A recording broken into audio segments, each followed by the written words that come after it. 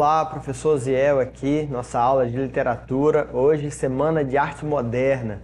Vamos falar um pouquinho sobre esse importante evento para a nossa literatura moderna. Você que acompanhou as nossas aulas, nossas últimas aulas, falamos sobre o pré-modernismo, falamos sobre os autores pré-modernistas e já estávamos dando aí um spoilerzinho do que seria essa Semana de Arte Moderna, do que iria acontecer no Brasil nesse período, nessa data, em uma data específica que vamos falar hoje, que foi tão importante em 1922 e deu início ao modernismo, deu início à arte, na construção da identidade nacional dessa arte que constrói, né, que tornou aí o nosso país, de certa forma, independente na cultura, na literatura, nas artes plásticas. Enfim, vamos à nossa aula.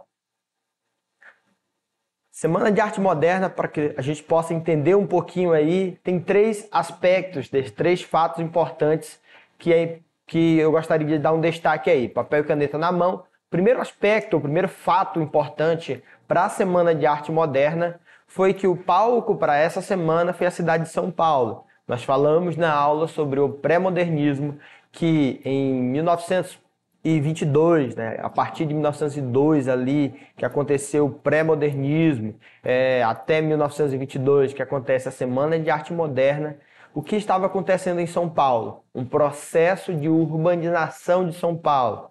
Então, a construção da cidade, tal qual como nós conhecemos, ou minimamente próximo a isso, acontece nesse período.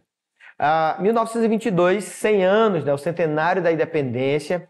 Também a Semana de Arte Moderna tem um terceiro fator importante, que é aquele autor que nós comentamos, Graça Aranha, autor do pré-modernismo, escreveu um livro importante, que foi Canaã, e ele é o carinha que é responsável pela cerimônia de abertura da Semana de Arte Moderna, um autor consagrado, membro da Academia Brasileira de Letras. Temos aí uma imagem da cidade de São Paulo de 1938. Vamos lá. Dois cartazes, imagino que vocês já viram, né? Um cartaz e um catálogo da exposição de artes plásticas, justamente da Semana de Arte Moderna, e todos os livros de literatura, livros de língua portuguesa, a gente sempre encontra esses dois cartazes, que eram os cartazes de divulgação desse importante evento, tá? Da Semana de Arte Moderna.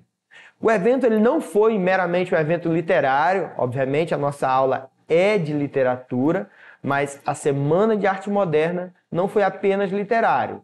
Tinha artistas da música, da pintura, da escultura e de outras áreas, obviamente, e como eu disse no início, essa semana foi importante para a construção da identidade cultural da nossa nação. Pensando um pouquinho qual foi, né, a reação da sociedade da época, porque como eu disse nas nossas últimas aulas, havia a necessidade da construção de uma identidade nacional, assim como as vanguardas europeias, que é o conteúdo da nossa próxima aula, são movimentos de ruptura. A Semana de Arte Moderna traz essa concepção, essa percepção de ruptura com uma arte que se tinha, que era importada, que vinha da Europa, a nossa arte era praticamente um espelho daquilo que se fazia na Europa, um reflexo daquilo que se fazia na Europa, e de repente, a partir daqui, começa esse desejo, essa construção de uma identidade nacional na arte, na escultura e na literatura como um todo. Vamos lá. Um destaque aí para o que apareceu aí na Folha da Noite, jornal Folha da Noite. Vamos ver esse comentário aí, acompanha aí a leitura. Foi como se esperava, um notável fracasso a récita de ontem na pomposa Semana de Arte Moderna, que melhor e mais acertadamente deveria chamar-se Semana de Mal às Artes. Percebam que aí há um trocadilho, né? Malas Artes, dá uma pesquisada aí, quem foi Malas Artes? Pedro Malas Artes, personagem da nossa literatura também, tá? Um trecho do jornal Estado de São Paulo, as colunas da seção livre deste jornal estão à disposição de todos aqueles que, atacando a Semana de Arte Moderna, defendam o nosso patrimônio artístico. Percebam que a Semana de Arte Moderna não foi vista com bons olhos, né, até então. É preciso, Jornal do Comércio, vamos ler, é preciso que se saiba que nos manicômios se produzem poemas, partituras, quadros e estátuas, e que essa arte de doidos tem o mesmo característico da arte dos futuristas e cubistas que andam soltos por aí. Jornal do Comércio. A Semana de Arte Moderna ela foi, sem dúvida, um choque, né? Na verdade, foi uma afronta àqueles autores, àqueles artistas que produziam uma arte até então, posso usar aqui a expressão metódica, uma arte que era produzida dentro de uma caixinha. E, de repente, vem um grupo de autores, vem Anita Malfatti, vem Tarsila do Amaral, e vão produzir uma escultura, uma pintura, uma obra literária que seja, para além daquela caixinha artística que se tinha até a época. E isso, obviamente, vai chocar toda a sociedade naquele tempo. Logo no primeiro dia, depois da abertura de Graça Aranha, o músico Vila Lobos tem sua apresentação interrompida por vários assobios e vaias da plateia. No segundo dia, a confusão foi ainda maior. Ronald de Carvalho, ao declamar o poema Os Sapos, já nós vamos ler este poema, de Manuel Bandeira, leva o público à loucura, repetindo bravamente o refrão do texto que se assemelha ao coachar dos sapos. Mário de Andrade, quebrando todas as formalidades, recita entre vaias um poema nas escadarias do teatro e, para fechar a noite, com chave de ouro, Vila Lobos entra no palco de casaca, chinelos e guarda-chuva. A plateia, escandalizada, quase parte para agressão física. Professor, mas que loucura, né, essa que aconteceu nessa Semana de Arte Moderna. Como eu disse, até então, toda a liberdade artística que você tem hoje, a possibilidade de qualquer pessoa, se quiser, produz uma música, escreve um poema, divulga na sua rede social, faz uma divulgação, publica até um livro. Nesse período, isso não acontecia. O que acontecia? Eram pessoas quase que sempre de famílias da alta sociedade que viajavam para a Europa, aprendiam, absorviam aquilo que estava sendo feito, produzido na Europa, e retornavam para o nosso país e produziam uma arte, como eu disse no início, uma arte semelhante àquela que era produzida na Europa. Então, obviamente, a sociedade aceitava aquela arte produzida no que, como eu chamei, dentro daquela caixinha, e não aceitava tudo que era fora, além daquela caixinha literária, digamos assim. Por isso, esse escândalo todo que a Semana de Arte Moderna veio a causar na sociedade da época. Acompanhe aí. Dizem que entre famílias direitas não se comentavam os acontecimentos da semana na presença de crianças e mulheres. Tamanha sorte de barbaridades que lá aconteceram e que, sobre a atitude de Vila Lobos, na realidade não era uma afronta, mas um calo que o impedia de calçar sapatos. Uma obra aí da Tarsila do Amaral. Mais à frente eu tenho outra obra, Abapuru. Essa eu imagino que todos vocês conhecem. Para quem acompanhou nossa aula do pré-modernismo, eu falei sobre Monteiro Lobato. Monteiro Lobato, nessa época, era um crítico. Pesquise aí no seu computador, no seu smartphone, um pouquinho sobre a crítica que Monteiro Lobato faz justamente a esta obra, Abapuru e outras obras da Tarsila do Amaral. E há uma frase, né, um dos textos que ele diz, né, aqui traduzindo, né, ou simplificando, ele diz que essas obras, essas pinturas, era como se tivesse sido dado para um animal, para um jumento, um pincel, e ele com esse pincel tivesse produzido essa arte. E outras críticas bem ferrenhas, né, bem severas, que ele faz à obra de Tarsila do Amaral. Diante do acontecido, os organizadores ficaram felicíssimos, pois conseguiram o que queriam, ou seja, chocar a sociedade, destruir as estéticas tradicionais e conservadoras.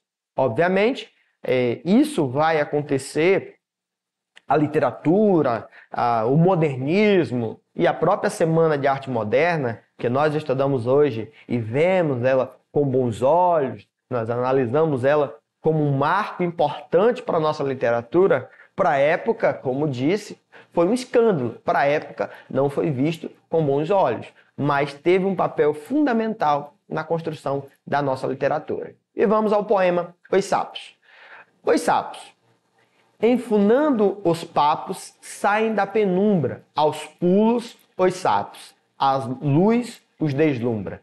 Em ronco que a terra, berra o sapo boi, meu pai foi à guerra, não foi, não foi. O sapo tanoeiro, parnasiano aguado, diz, meu cancioneiro é bem martelado. Vede como primo em comer os hiatos, que arte eu nunca rimo os termos cognatos. O meu verso é bom, frumento sem joio, faço rimas com consoante de apoio. Que soluças tu, transido de frio, sapo cururu da beira do rio. Manuel Bandeira.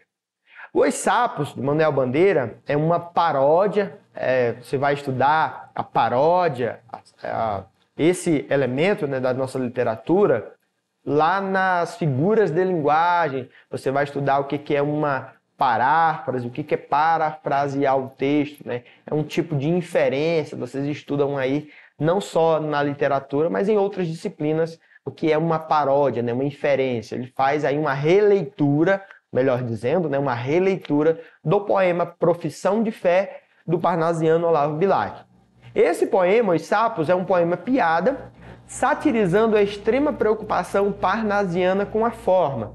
Volta aí a nossa aula sobre o parnasianismo, dá uma pesquisada para que você possa relembrar as características dessa escola literária. Ou seja, com as rimas, com a seleção vocabular. É uma crítica aos parnasianos. Está invertido ali, né? Uma crítica aos parnasianos, tá bom? A expressão sapo tanoeiro é uma referência direta a Bilac, pois tanoeiro é um artesão, significa artesão. Lembre-se de que Bilac comparava a tarefa do poeta à do artesão. E o sapo cururu é um poeta moderno, autêntico, simples, sem artificialismo. Vamos à nossa questão. Questão de hoje, questão Enem 2010. Dica do professor Ziel, lê sempre o enunciado, né? Essa é uma questão com enunciado pequeno, comparada a outras questões de linguagem, de literatura. Temos aí as alternativas e vamos lá ler aí o nosso enunciado. Acompanhe. Após estudar na Europa, Anita Malfatti retornou ao Brasil com uma mostra que abalou a cultura nacional do início do século XX. Elogiada por seus mestres na Europa, Anita se considerava pronta para mostrar seu trabalho no Brasil, mas enfrentou as duras críticas de Monteiro Lobato, que o professor Ziel acabou de citar e indicar que você pesquisasse um pouquinho mais acerca dessas críticas. Com a intenção de criar uma arte que valorizasse a cultura brasileira, Anita Malfatti e outros modernistas fizeram o que aí? Letra A. Buscaram libertar a arte brasileira das normas acadêmicas europeias, valorizando as cores, a originalidade e os temas nacionais. Letra B. Defenderam a liberdade limitada de uso da cor, até então utilizada de forma irrestrita, afetando a criação artística nacional. Letra C. Representavam a ideia de que a arte deveria copiar fielmente a natureza, tendo como finalidade a prática educativa. Letra D. Mantiveram de forma fiel a realidade nas figuras retratadas, defendendo uma liberdade artística ligada à tradição acadêmica. Letra E. Buscaram a liberdade na composição de suas figuras, respeitando limites de temas abordados.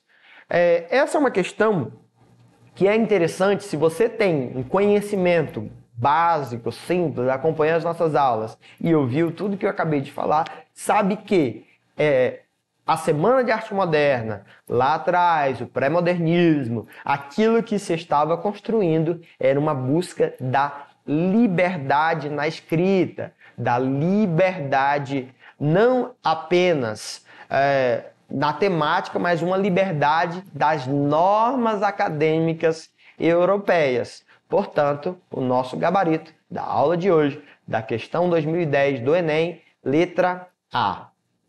E por hoje é só, essa foi a nossa aula acerca da Semana de Arte Moderna. Próxima aula, vamos falar sobre as vanguardas europeias, que tem relação também à Semana de Arte Moderna. Mais informações, mais conteúdo, acesse a nossa plataforma e até a próxima.